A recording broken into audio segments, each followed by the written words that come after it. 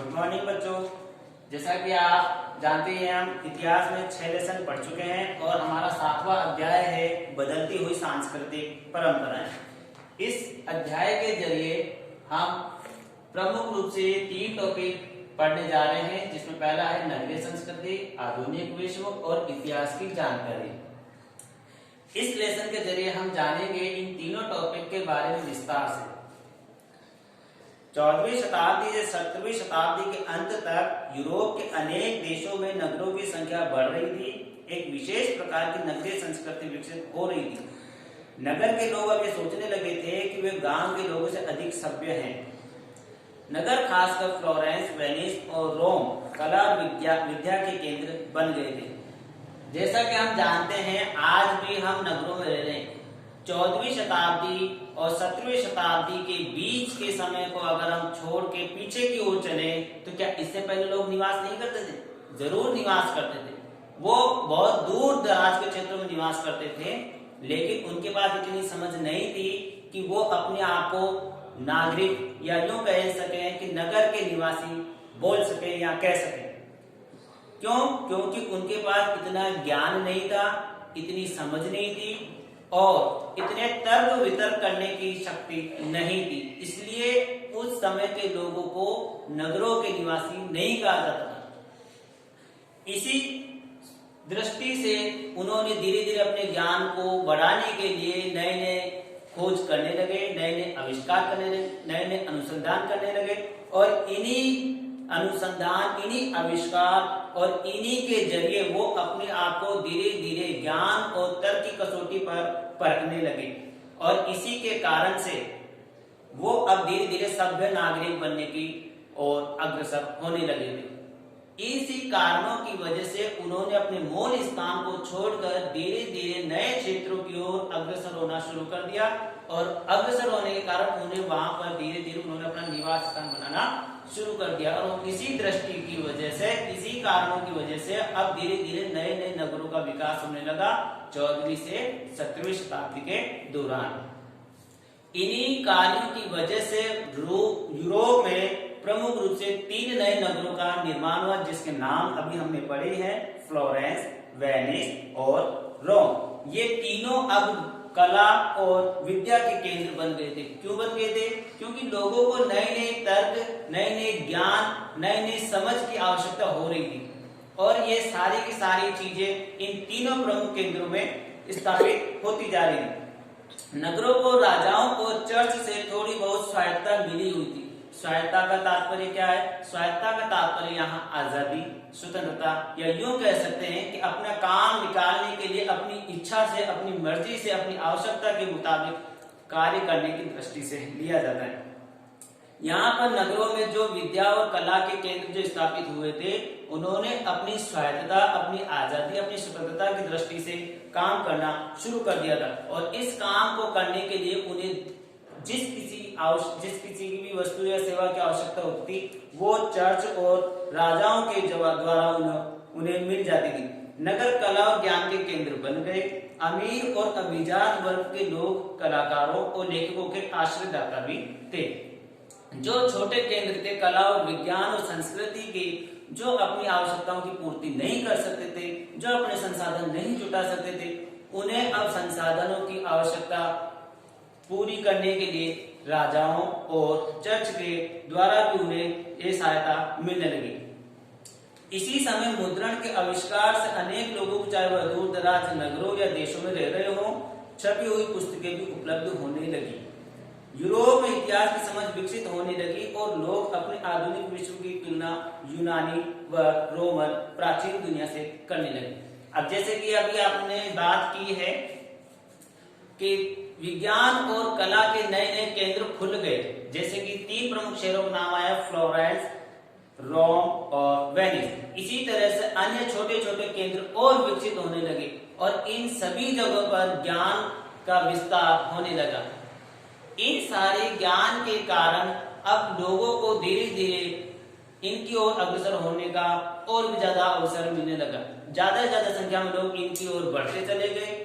लेकिन जो लोग यहाँ तक पहुंचे उनके तो ठीक है, लेकिन जो दूर दराज के क्षेत्रों में रहते थे वो अभी भी इन चीजों से अनभिज्ञ थे।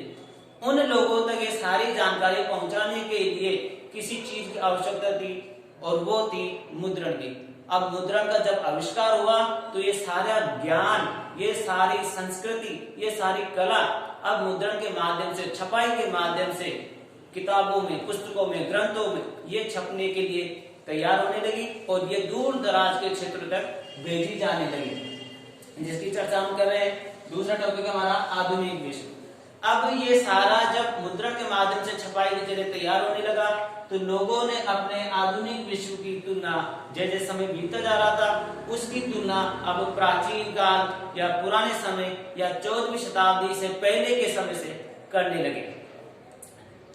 अब यह माना जाने लगा है कि प्रत्येक व्यक्ति अपनी इच्छा अनुसार अपना धर्म चुन सकता था। अब क्या बताया गया है कि जैसे कि पहले के लोगों ने बता दिया कि आपका धर्म ये है, आप इस धर्म के, आपका ये काम है, तो ये सारी चीजें अब वो आधुनिक जो मुद्रण के माध्यम से जो ज्ञान विकसित होने लगा था उससे तुलना करने लगे। चर्च के पृथ्वी के केंद्र संबंधी विश्वासों को वैज्ञानिकों ने गलत सिद्ध कर दिया, क्योंकि वे अब सौर मंडल को समझने लगे थे। जैसा कि बात कर रहे हैं हम आधुनिक विश्व की, इस नए ज्ञान के जो रिजल्ट सामने आए, उन रिजल्टों के माध्यम से वो प्राचीन काल और मध्य काल के समय की तुलना करने लगे।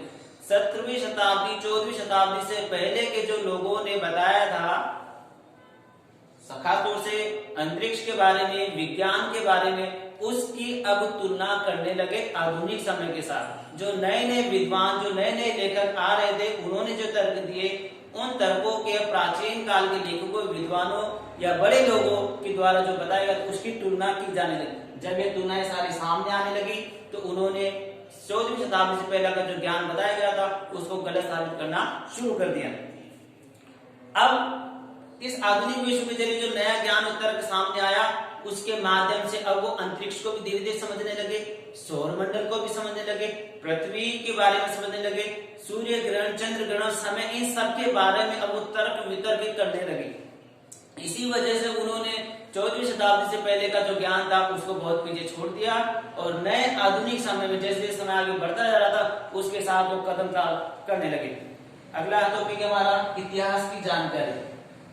अब ये जानकारियां हमें कहां से मिलती है? प्राचीन काल की, मध्य काल की, या यूं कहें कि जो समय बीत चुका उसकी जानकारी हमें कहां से मिलती है? उसकी जानकारियां हमें बहुत सारे उपकरणों को, बहुत सारे संसाधनों से मिल सकती है। इसके तहत कौन कौन से संसाधन आ सकते हैं? जैसे पुरातात्विक स्रोत जो जमीन में गड़े हुए हमें खुदाई के दौरान मिलते हैं, पूरा लेखीय स्रोत जो पुराने प्राचीन काल के जो ग्रंथ वगैरह मिले हैं, चाहे वो किताब हो सकती है, पुस्तक हो सकती है, ग्रंथ हो सकता है, कागज का कोई टुकड़ा हो सकता है जिस पर कुछ लिखा हुआ हो सकता है। इसके अलावा भवन निर्माण के अवशेष हो सकते हैं, जैसे ईंट पत्थर वगैरह कुछ हो सकते हैं, पिलर वगैरह हो सकते हैं, कोई शिलालेख वगैरह हो सकता है। इसी के अलावा और भी बहुत सारे जैसे चित्र हो सकता है। इसके अतिरिक्त आपके बर्तन हो सकते हैं, मृदभांड हो सकते हैं। ऐसी तमाम बहुत सारी चीजें हैं जिनकी वजह से हमें इतिहास की जानकारी प्राप्त करने का अवसर मिलता है। 14वीं शताब्दी से यूरोपीय इतिहास की जानकारी के लिए बहुत अधिक सामग्री दस्तावेजों, मुद्रित पुस्तकों, चित्रों, मूर्तियों, भवनों, वस्त्रों से प्राप्त होती है। जैसे कि मैंने थोड़ी देर पहले आपको बता दी, सारी जानकारी हमें इन चीजों से मिलती है जिनके नाम ये सामने आ गए हैं।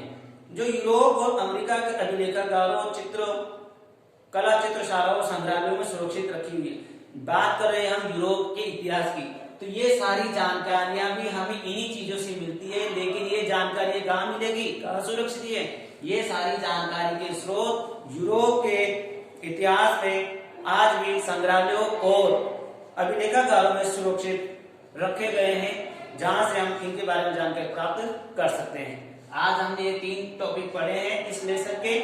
इनसे संबंधित आपकी कोई समस्या हो तो आप बता सकते हैं, और मैं समझता हूँ शायद तीनों टॉपिक आपको अच्छी तरह समझ में आ गए होंगे। और इनसे संबंधित कोई भी आपकी समस्या है, कोई भी सवाल है, तो वो कल हम अगली क्लास में पूछ सकते हैं। हम उसका आपको एक्सप्लेन और अच्छे से करेंगे, और बाकी आगे का टॉपिक जो हमारा है वो नेक्स्ट अगली क्लास में हम आपके सामने प्रस्तुत करेंगे। Thank you.